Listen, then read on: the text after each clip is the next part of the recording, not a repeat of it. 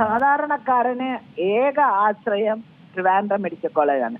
അവർക്ക് പണം ഉണ്ടെങ്കിൽ അവർ പ്രൈവറ്റിൽ പോകത്തില്ലേ? എന്ന് വെച്ചാൽ പെട്ടെന്ന് 3-4 ലക്ഷം എടുക്കാൻ അവരുടെ കയ്യിൽ കാണത്തില്ല. അതുമല്ല, ഈ പേഷ്യന്റ് 6 ദിവസത്തിന് മുമ്പേ അവിടെ വന്നതാണ്.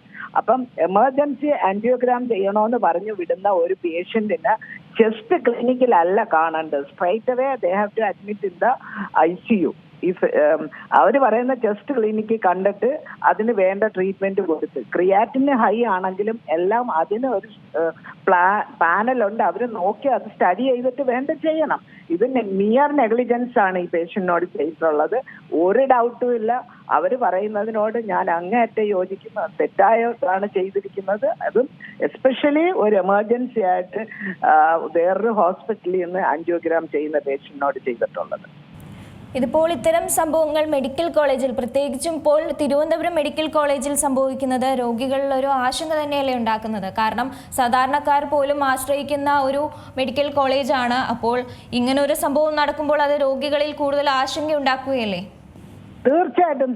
അവരെവിടെ പോകും? അവരെവിടെ പോകാൻ പറ്റും? അവർക്ക് പണം ഉണ്ടെങ്കിൽ, പണക്കാരാണെങ്കിൽ അവർക്ക് പോയി ചികിത്സ എവിടെ നിന്നും കിട്ടും. പക്ഷേ പ്രൈവറ്റ് പോകാൻ പറ്റാത്തതുകൊണ്ടാണല്ലോ ഗവൺമെന്റിനെ ആശ്രയിക്കുന്നത്. അപ്പൊ സാധാരണക്കാരന്റെ ഹോസ്പിറ്റലും സാധാരണക്കാരൻ ഒരു ഇതായിട്ട് ചെയ്യേണ്ട ഗവൺമെന്റ് ആണ്.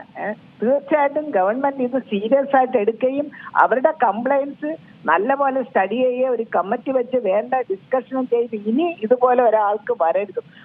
അതിനേക്കാളും കഷ്ടം ആ പേഷ്യന്റ് മരിക്കുന്നതിന് മുമ്പേ അദ്ദേഹത്തിന്റെ വേർഡ്സ്, അദ്ദേഹം പറഞ്ഞില്ലേ, ഞാൻ ചോദിക്കുമ്പോ എന്നെ നോക്കുന്നത് പട്ടികളെ പോലെയാണ് നോക്കുന്നത്. ഒന്ന് ആലോചിച്ച് നോക്കിയേ. നമ്മളെല്ലാരും we are all human beings അല്ലേ? അതിനകത്ത് കുറച്ചു പേര് പണം, കുറച്ചു പേർക്ക് പണമില്ല. സാധാരണക്കാരന് കിട്ടേണ്ട അവരുടെ അവകാശമാണത്, ഹെൽത്ത് എന്നുള്ളത് അല്ലേ? അപ്പൊ അത് കിട്ടാത്തിടത്തോളം കാലം വളരെ തെറ്റായതാണ് നടന്നിരിക്കുന്നത്. അതിന് വേണ്ടതായ നടപടി എടുക്കണമെന്നാണ് എൻ്റെ അഭിപ്രായം. ഇതിപ്പോൾ മെഡിക്കൽ കോളേജിന്റെ ഭാഗത്തു നിന്നും ഇപ്പോൾ സൂപ്രണ്ടിന്റെ ഒരു പ്രതികരണം വരുമ്പോൾ അവിടെ ചികിത്സാ പിഴവൊന്നും അവരുടെ ഭാഗത്തു നിന്നും സംഭവിച്ചിട്ടില്ല. ഈ ഡോക്ടർമാർ അല്ലെങ്കിൽ പ്രിസ്ക്രൈബ് ചെയ്തിട്ടുള്ള ഒരു രീതി തന്നെയാണ് മുന്നോട്ട് പോയത് എന്നൊക്കെ പറയുന്നുണ്ട്. അപ്പോൾ ഡോക്ടർമാരുടെ ഭാഗത്തു നിന്നും വരുന്ന ഒരു വീഴ്ച തന്നെയാണെന്നല്ലേ മനസ്സിലാക്കേണ്ടത്? തീർച്ചയായിട്ടും.